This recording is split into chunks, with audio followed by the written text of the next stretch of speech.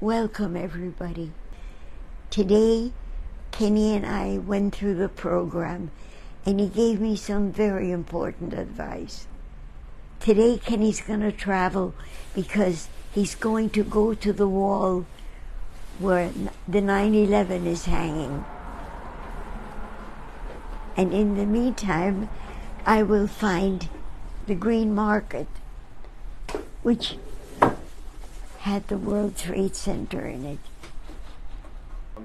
Janine says hi all and much love. And I love you all with much love. And now I'm going to find what our world was. And Marcia says, hello, Hedy and Kenny. And I think it's a great time to start, Mom. Yes. And I'll take my glasses for later. For when you paint? Yeah. And you'll tell me when to begin. Oh, begin. You're on. Okay.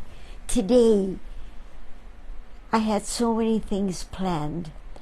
And Kenny called and we talked, as we always do before the program. And he told me to push some of it for next week. Because 9/11, I was there. And I would like to tell you about it, okay?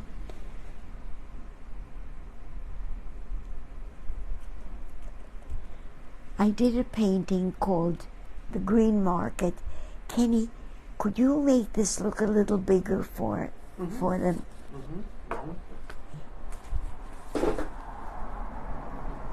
And then would you read what it says? I sure will. But could you make the picture bigger with your fingers? Well, actually, this size is very good. Is it? Okay. Oh, yeah. And I'll just zoom in. And would you read? I will in a moment, yeah.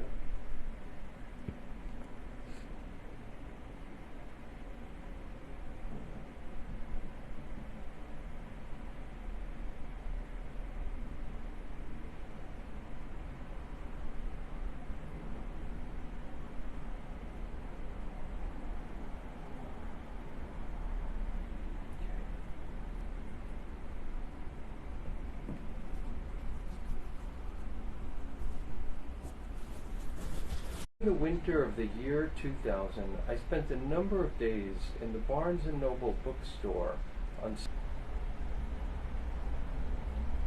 During the winter of the year 2000, I spent a number of days in the Barnes & Noble bookstore on 17th Street. The coffee shop windows on the third floor overlook Union Square, and I was drawing the downtown skyline in preparation for a large oil painting with that view.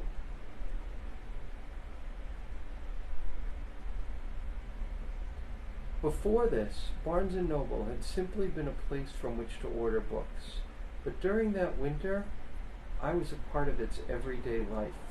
It's a wonderful place in which to spend special time, and since the central theme of my work has been to show the diversity of the people of New York City, this was the perfect place in which to work. Okay. Now I'll tell you what happened. When I took the drawing and put it on canvas and went to work in the Green Market area, I sat there and suddenly, one day, a plane went by, and people always used to watch me and make comments, and one of them said, "Airplanes don't come here. What's it doing here?" And then the plane crashed into the World Trade Center. And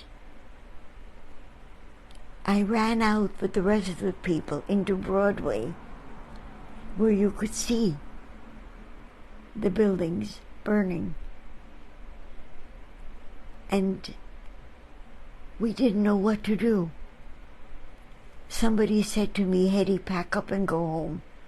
This is serious. And I packed up and I went back into Barnes and Nobles. And the man who had always talked to me and helped me said, Hedy, go home. Something very bad is happening. It seems another plane crashed and one is trying to attack Washington. Serious things are happening. You may not be able to get home later. But I didn't want to go home. So my daughter Joni was working nearby at the Fortune Society, and that was around 30th Street at that time. So I grabbed my things and I went there. And everybody was sitting around the table watching TV and watching the burning of the buildings. And one of the women said, I don't know, if I don't go home now, there'll be no trains running later. Something so bad is happening. Hedy, why don't you go home? And I said, okay. And I went to Penn Station. And on the way walking, there were so many people walking. And all of them looking frightened. I got to Penn Station. I took the train. I called Eric and he said, come home as quickly as you can. You see, in those days, I didn't have a cell phone. People didn't have cell phones. At least not my known people. And that was 9/11. I would like Kenny to take the camera, his camera, and walk over to my hall and show the drawing that I had made of the downtown area of the Green Arbor. Would I find it on your... What you see now are the Twin Towers. Would I find it on your No, iPad no, too? no. It's there, but it's not very easy to see. Okay. But you see, what on the computer has the Twin Towers. That's before they were hit. Kenny's going to walk over into the hall and photograph the drawing that I had made, which is the other 9/11. It shows all the people frantically rushing with signs. Have you seen so-and-so?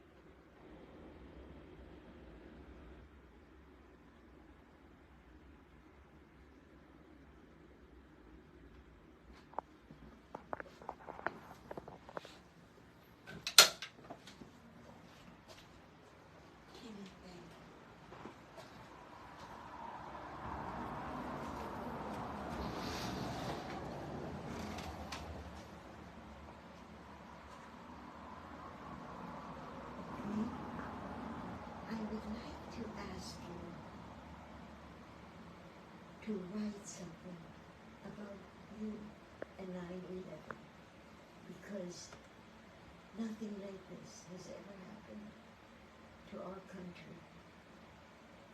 We've always attacked in other places, but nobody ever. Oh, Mom. So sorry. We lost connection. Kinha, thank you for telling me. I didn't reconnect after I showed that picture.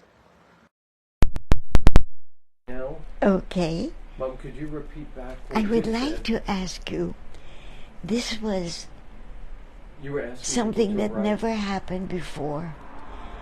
If any of you, for the next century, people will talk about it.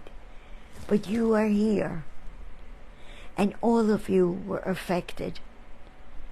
All of you can remember the day when it happened. 10 years from you now, you might not. If you can write it or do something to commemorate it, Kenny and I would put it on our program. Because Or do you want people even to write as in the chat right now, to share comments right now? I'd love it. Uh-huh.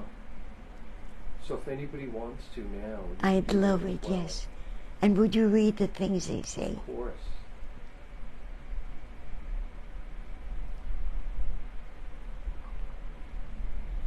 And as we're doing the thinking, I want you to think of something else. Hiroshima.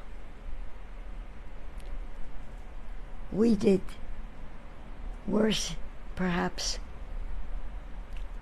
than 9/11. We killed more people.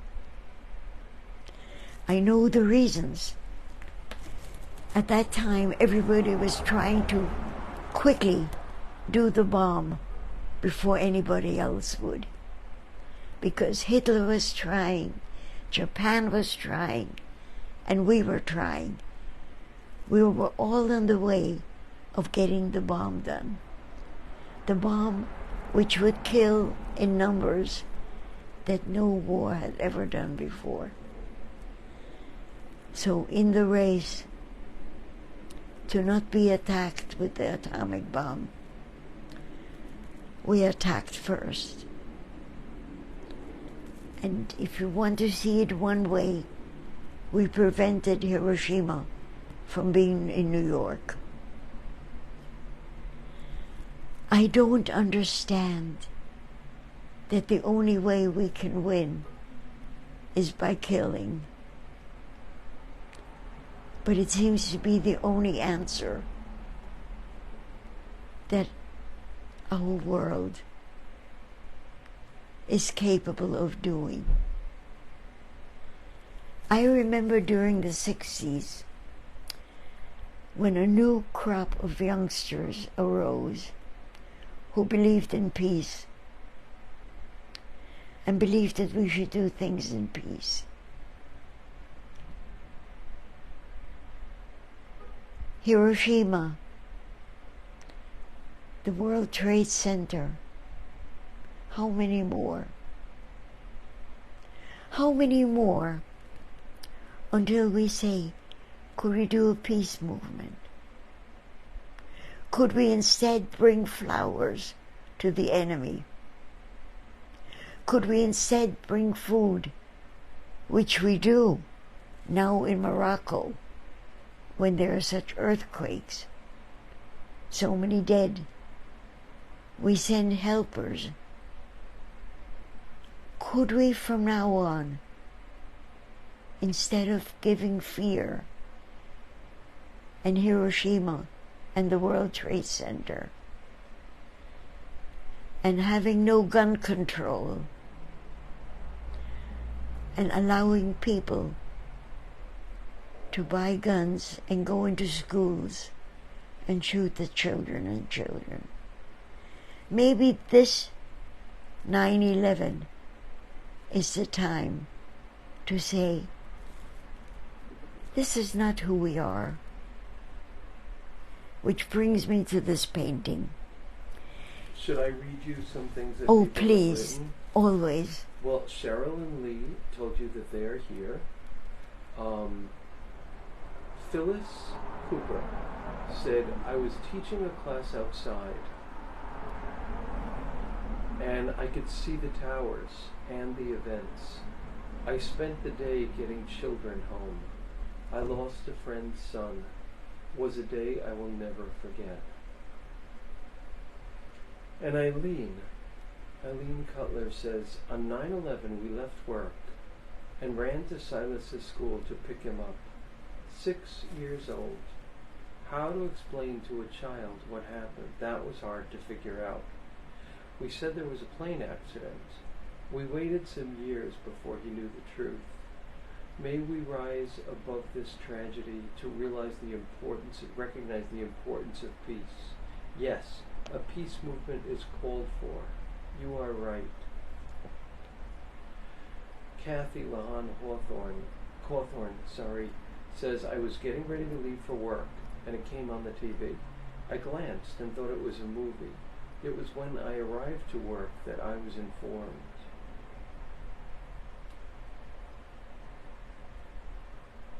And those are the comments so far. Thank you. Thank you. I would like to bring another thought in. When I asked my granddaughter, Jessie, and you will hear me saying this often because it began a train of thought that is still in me and answers keep coming. When I said, Jessie, how do you see the world? Jessie said, nothing ever dies. It just changes its shape. And I thought of the people I love. And I think maybe my memory gives them life. Maybe they remain because I love them so. And maybe the answer to nothing ever dies, because we do know the truth. We do know that a seed becomes a flower. The flower then becomes soil for the next generation of flowers. Nothing dies. It just changes its shape. And the clouds, when they let the water out, the water comes out into the soil and flowers grow. And cucumbers grow, and we eat the cucumbers. Nothing goes away. And so I have been living so much with feeling, as long as I remember you, you're alive. And next week I want to speak about that, because what if we take 9/11 and create peace and add Hiroshima and the World War, when the most amazing explanation of World War was two parents, elderly looking people, walking through the graveyards of where people had been killed in the war, looking for the sign of where their son, who was killed in the war, lies buried. And going with Eric back to Lithuania, where the Jews of his town were killed, and looking at the mass graves. Can we use this symbol today of 9/11 and change the world for the future?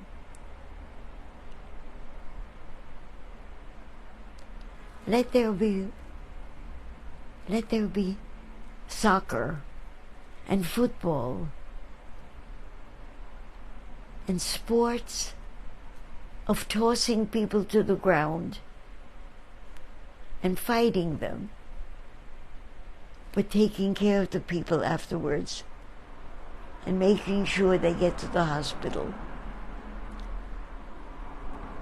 If part of us need the punching and the hitting, that's in us. Let's honor it with sports. As I did in this painting. Let me just see. Shall I paint now? Sure. Okay. Let me just say that Kathy says, and I always reply, Jessie is right. And she says, my little dog Cooper is watching. He knows Hedy's voice. He watched her paint from the patio. And Lauren Roth says, Hedy, you look great tonight. And I will come around.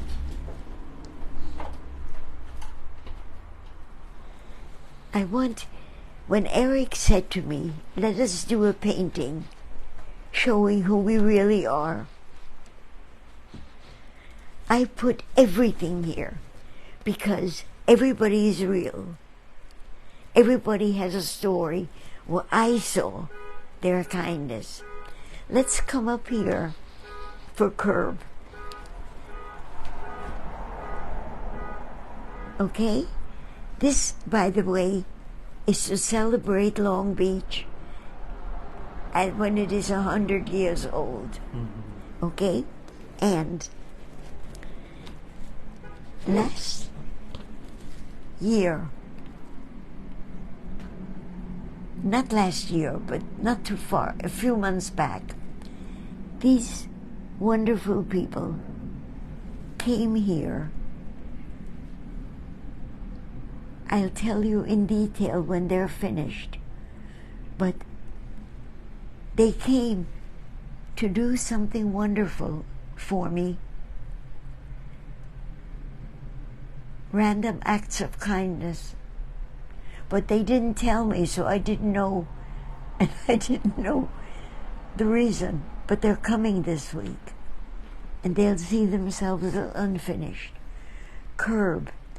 When I fell and I broke my hip, my right hip, not the right hip, but the right leg, and the right shoulder, there was no curb. And now, when I need a walker, they've put curbs, which means you can go over a curb. In every sidewalk, there is a corner where you can go up. Okay? Then,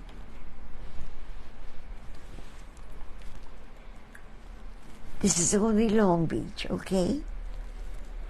I will speak of these people next week because I was going to this week, but Kenny said, you cannot do details.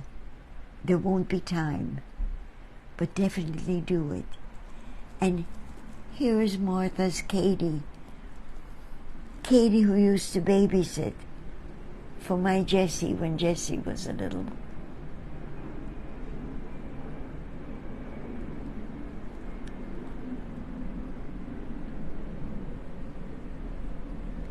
But next week I want to speak of them. This is Pinha, and I did a long conversation with her. I wanted to find out how she feels about carrying people in her heart and her mind so that they live. Are there any more comments, Kenny? Not at this point, no. Then how much painting time do I have? Like 5 minutes. 5 minutes. Well, then let me just do this. Let me tell you about these two people. Okay? many, many years ago, speak of kindness, Joni, Kenny, Eric, I, and our dogs went to Mennonite country, Amish country, because we always used to go there because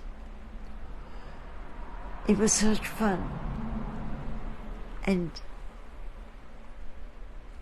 Kenny took our dog out, and I think our dog attacked. Kenny, what happened? How did we meet them?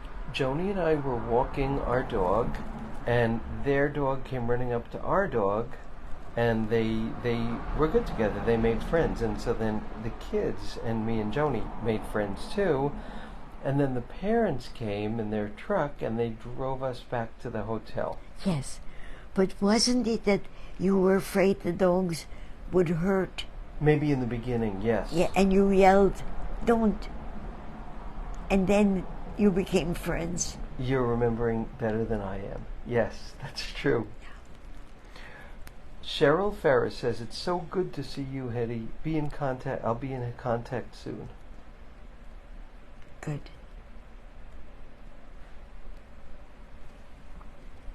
I said I was going to paint and I didn't. But look, so that you believe me, I was prepared.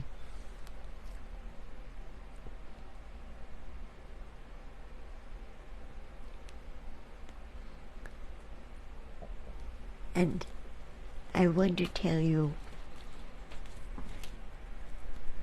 this is,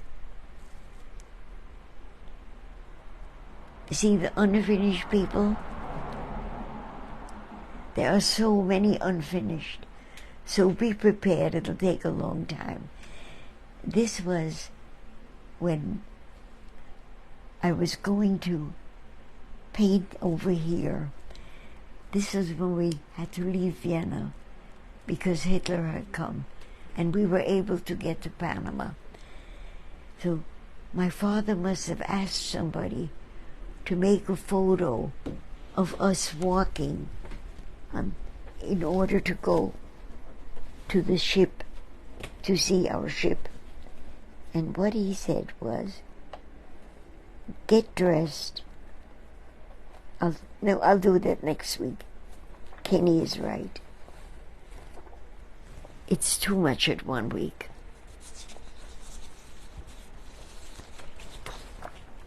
Can I help? I should say good night. Anything you want to say in closing?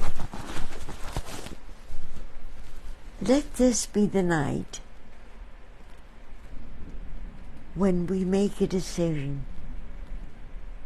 When anybody near us speaks with hate of another group, whether political or neighbors, stop them.